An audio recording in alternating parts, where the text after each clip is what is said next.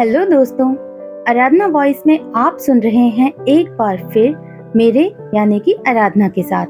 दोस्तों, मुझे आप सबसे बहुत ही ज़्यादा शिकायत है। आप सब कहानी को बहुत इंटरेस्ट लेके पढ़ तो रहे हैं, लेकिन आप चैनल को सब्सक्राइब नहीं कर रहे हैं। तो अब इस कहानी का अगला भाग मैं तभी लाऊंगी जब मेरे चैनल पर अच्छे खासे सब्सक्राइबर हो जाएंगे, क्योंकि मैं इतनी मेहनत करती हूँ तो आपको भी मेरा साथ देना पड़ेगा।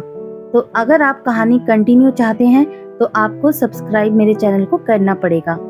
मैं आप लोगों पे अपना हक समझती हूँ, इसीलिए इस बात को कह रही हूँ। तो प्लीज मेरा साथ दीजिए और मेरे चैनल को ज्यादा से ज्यादा सब्सक्राइब कीजिए। तो चलिए अब कहानी को आगे बढ़ाते हैं।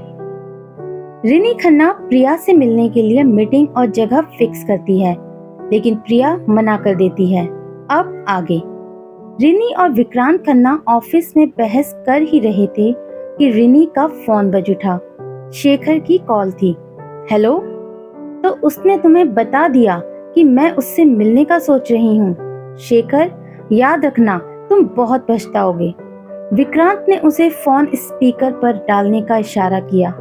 मैं चाहता हूँ कि तुम जल्द ही उससे मिलो और उसे देखकर तुम्हें एहसास हो कि तुम कितनी गिरी हुई हो। अपनी असलियत से वाकिफ करवाकर तुमने मुझ पर बहुत बड़ा एहसान किया है। तुमने खुद प्रिया को मेरी किस्मत में लिख दिया। रिनी ने गुस्से से फोन काट दिया। शेखर साइट पर पहुंच चुका था। उसने प्रोग्रेस चेक की, पर उसका मन बहुत बेचैन था। शाम तक वो वहीं पर था। उसके मन में विचारों का द्वंद चरम पर था। प्रिया के फोन ने उसके विचारों में खलल डाल दिया। आप कहाँ हैं? Oh my dream girl, site पर हूँ। क्या हुआ? आप आज आ सकते हैं? कहाँ? और कहाँ? दी के घर पर कह रही हूँ। कहीं अकेले में बुलाती तो बात होती। दीदी के घर पर आकर मैं क्या करूँगा? आपसे कुछ बात करनी थी। आएंगे ना? ओके, डिनर के वक्त मिलते हैं। प्रिया ने ऑफिस से घर आकर चाय पी और बैठ गई। दी भी उसके पास आकर बैठ गई। उसे चुपचाप देखकर दी ने कहा, क्या हुआ? आज मौन व्रत है? दी, आज शेखर डिनर पर आ रहे हैं। Very good. दी के चेहरे की खुशी साफ झलक रही थी। क्या बनाऊं? जल्दी से बता, तैयारी करवाती हूँ। उनके चोंचले तो आपको पता ही है। बेस्वाद खाना तैयार करवाइए, खुश हो जाएंगे। बस तुम उसकी बुराई करती रहो। प्रिया अंदर रूम में चली गई। कुछ देर आंखें बंद करके लेट गई। थकान से बुरा हाल था। आधे घंटे बाद उठकर उसने अपने चेहरे को फ्रेश किया।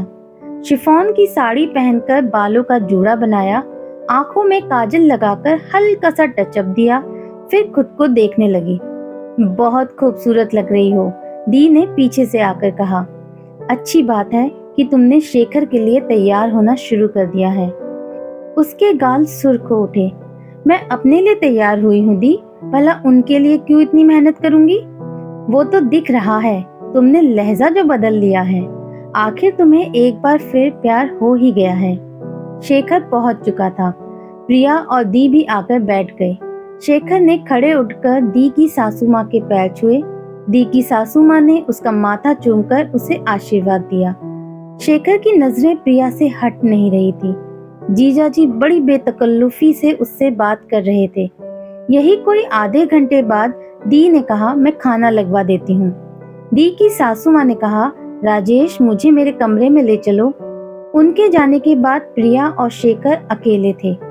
शेखर उसका हाथ पकड़कर उसकी तरफ देखते हुए मुस्कुराया।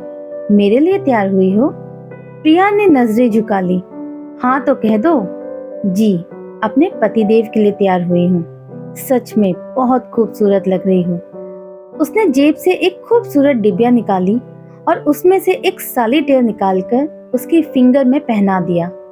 प्रिया ने उसे देखा, फिर रिंग को देखा। शेखर ने उसका हाथ अपने होठों से लगा लिया। शेखर, ये बहुत महंगी रिंग है। तो क्या हुआ? राजशेखर वाधवा की वाइफ को ऐसी ही चीजें सूट करती है, क्योंकि वो खुद बेशकीमती है। शेखर, आप ऐसा क्यों करते हैं? मैंने आपसे कहा था कि शादी के बाद आप जो कुछ करेंगे मुझे मंजूर है, पर शादी से पहले इतनी कॉस्टली चीजें प्लीज। शेखर ने उसके होठों पर उंगली रख दी। गर्दन हिलाकर इनकार करते हुए उसकी आंखों में देखा। अच्छा बताओ, मुझे यहाँ क्यों बुलाया था? शेखर, रिनी खन्ना मुझसे मिलना चाहती है। आप बताइए मैं क्या करूं? शेखर उसकी मासूमियत पर हंस पड़ा। मिलना तुम्हें है, तुम डिसाइड करो। नहीं, आप डिसाइड करें। कहाँ और कब मिलना चाहती हो? मैं क्या बताऊं?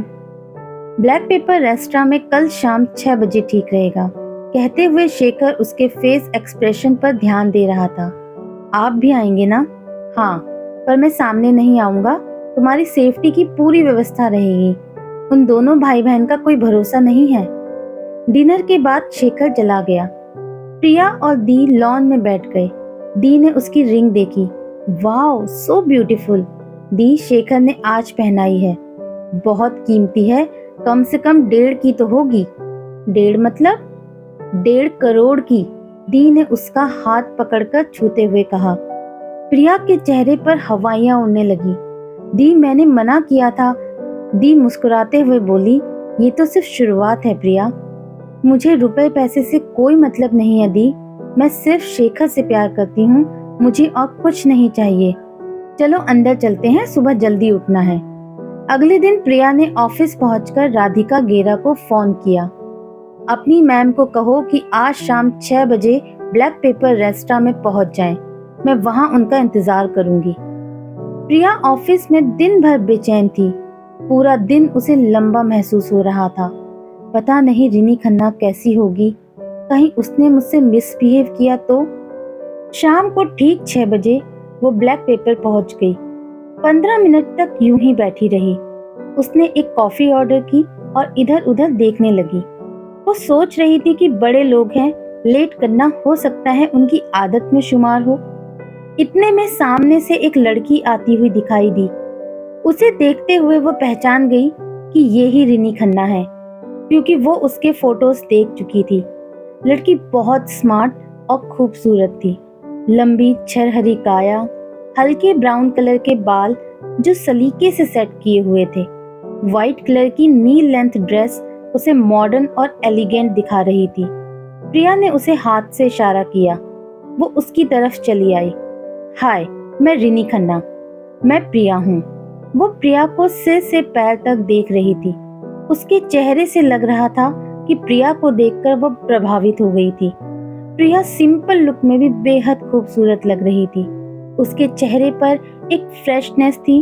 वो खूबसूरत होने के साथ साथ आत्मविश्वास से भरपूर थी। प्रिया को देखकर रिनी खन्ना खास खुश नहीं थी। अचानक उसकी नजर उसकी रिंग पर पड़ी। तुम जैसी लड़कियां इसलिए ही रईस जादू को फंसाती हो। उसने रिंग की ओर इशारा किया। Mind your language. अब मेरे बारे में क्या जानती हैं?